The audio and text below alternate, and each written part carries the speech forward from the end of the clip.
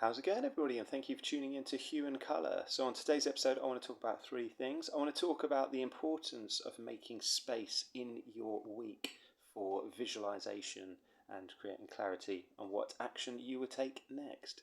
The second thing I want to talk about is also tied in with that first point, the importance of not scheduling in too many appointments, too many events, and too many seminars throughout your week, because this can actually disrupt the flow, and this can slow down the process of success and essentially creating breakthroughs in whatever field or industry you work in. So, of course, it's important to take action and organize events and appointments, but it's equally important to make sure that we're not just filling up our time to look busy. So, at the moment, you may well be thinking, everything I'm talking about sounds quite vague. Can you give any examples? What are you referring to? Is this about anything in particular? What business are you talking about? What field are you talking about? Well, in answer to that question, that is personal to you. It can be within whatever field or discipline that you work in. These are simply things that I have discovered throughout my life, and I've also heard from other successful people and discovered that they adopt as well. So that's why I'm sharing this. It's a very general overview of success and a general overview of making progress within a project or within a career. And the third thing I want to share is quite an interesting point that I've been thinking about recently, and it's that you can have many different projects on the go, and you can make breakthroughs within all of those, but it's just a case of acting on them one by one and just managing them at your own pace. So let's start with my first topic. So the reason I feel so strongly about creating space within your working week is for two reasons. One, because I have experienced a career background where I didn't have that space to create that creativity and that clarity. And secondly, I've come to see in my life that it really worked for me. So I'm just speaking from experience. And also, I've found that from having those quiet moments, you actually allow your brain to get in a different wavelength, a different brainwave state. So you're actually able to create more clarity and you're able to create more creativity. And it's almost this famous phrase of a dog chasing their own tail. That's what life can feel like if we're constantly busy all the time.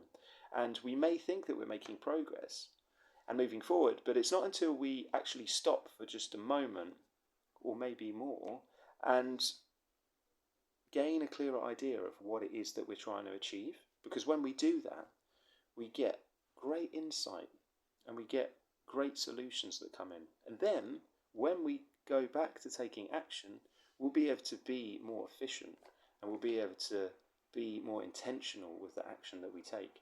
So that's why I think it's so important just to give yourself a little bit of time. This could even be a couple of hours in the evening to do yoga or to go for a walk or engage in some sports activities or even read a book.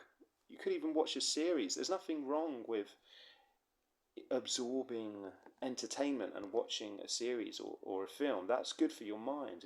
It's important that we give our minds a break and that we're not constantly working and constantly trying to do everything with the front of our mind, to constantly try and act on things, because it's about that interplay between taking a break and then coming back with more clarity. So that's why I feel really strongly about it.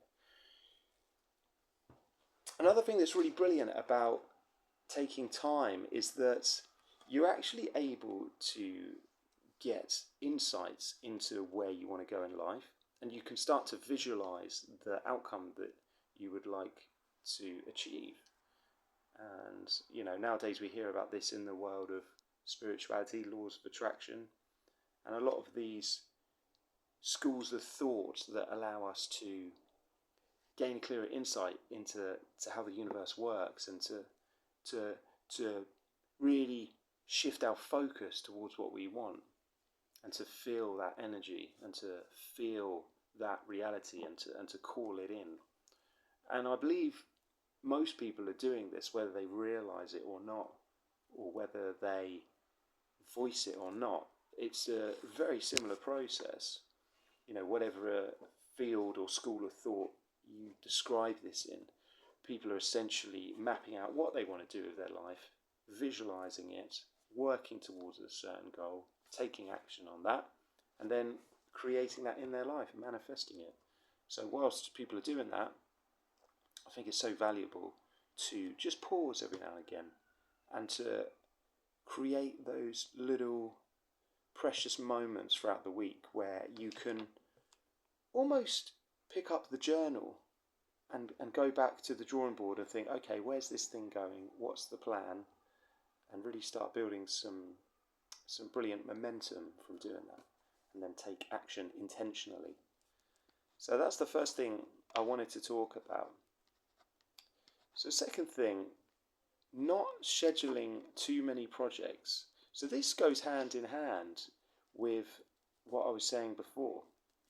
So when you schedule in lots of different events, what happens is that we don't allow time in our life for spontaneity. And what happens then is that we can't allow ourselves to have that fluidity of taking action on something that might just pop up. So if we are sort of gridlocked back to back with appointments, then it might seem like we're making progress and that we're connecting with different people. However, until we're creating that outcome that we want, and we are putting ourselves in the room, in the right room that we want to be in, where we can present ourselves or share that skill or talk, then we're kind of just doing the groundwork. We're always doing the groundwork, and we're always planning, and we're always facilitating, but we're never really performing. And that's why it's so important to make that space to perform. Now, coincidentally, if your calendar is filled up with all these appointments where you are performing, then okay, that's the exception. It could be that you're filled up with doing lots of talks, doing lots of TED Talks, presenting at lots of events, or doing lots of business. Whatever it is that you work in, if that is what your calendar's full up with, then that's great, that's brilliant, you're already winning. But the point I am making is that if we're filling up our calendar with lots of misguided direction or arbitrary appointments that we think are going to lead towards success, then we're not allowing that space for creativity to shine through, and we're not allowing that space for when we really want to take action and we really want to perform in whatever it is that we're working on. So making space. And the last point I want to talk about is multiple projects. So how I've discovered in my life that it's possible to run multiple projects of different mediums and disciplines. And I remember Richard Branson spoke about this once. He said, give everything a try. I'm paraphrasing, but he said, give everything a try and see what works. And I believe a lot of serial entrepreneurs and really successful businessmen and artists, they do that. They do try lots of different projects. In my life as a teenager, I would be focusing on some artwork, but then I'd also be learning foreign languages, and then I'd also be thinking about architecture, and then I'd also be writing songs. All these things were a part of me. They were all a way of me expressing myself, and they all opened up to different outcomes that were all really wonderful. And I've been able to do something with all of these interests.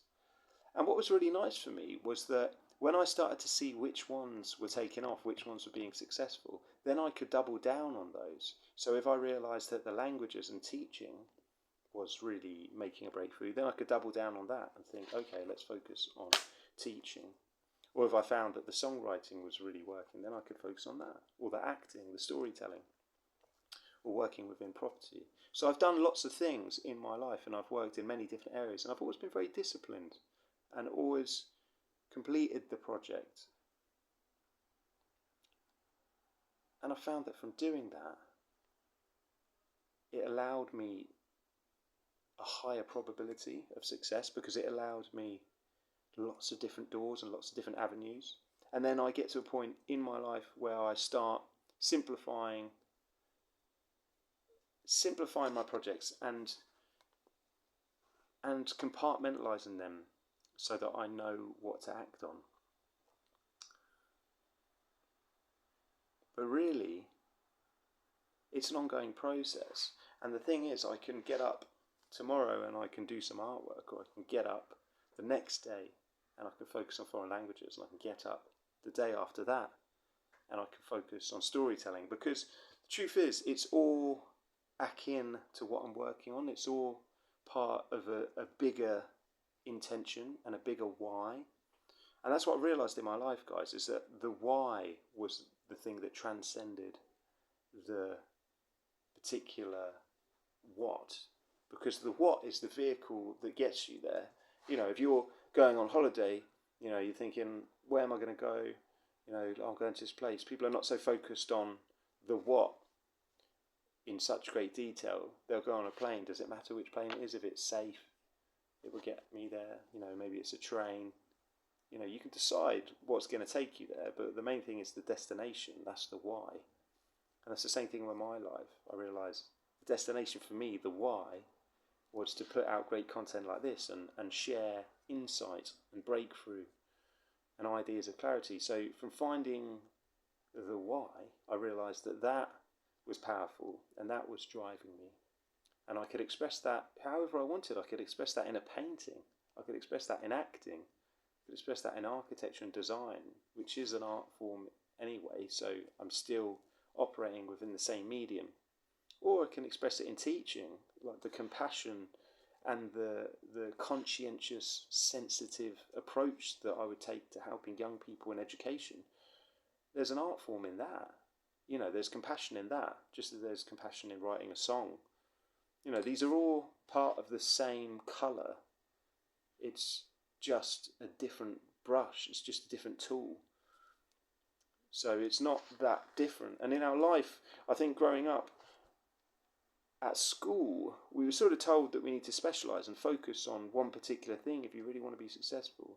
And then later on, a new school of thought came about that said, okay, maybe get a couple more strings to your bow, you know, have a few different skills, be versatile. But the mindset was still quite similar in the sense that, oh yeah, you have to just be really skilled on a few things. Like you can't be a dancer and a doctor. You know, you can't be an interior designer and an athlete, although you can. And whoever said you couldn't was clearly misguided, and they didn't have enough space in their life for that clarity and to create that creative thought through, as I mentioned at the start of this video, through those quiet moments. But those are the things I just want to share. Just food for thought, things to think about. So those three things. 1, creating space for clarity and creativity. 2, not scheduling in so many different projects so that we don't have that space for those spontaneous moments when we might want to perform. And then 3, it is possible to manage multiple projects. It's just about doing it at our own pace and keeping that balance. So this has been my video, guys. Thank you for tuning in. That's the key thing. The last thing I want to leave you with is I'm sharing these things because they're part of my life. They're part of the journey that I've been on, which is pretty surreal because I'm really just talking about my life and what's worked for me. Is it really evidence-based? I can quote some entrepreneurs and mentors that I've worked with. I can reference them and their testimonies. However, really, this is my experience and I'm sharing that with you. This is my world in colour.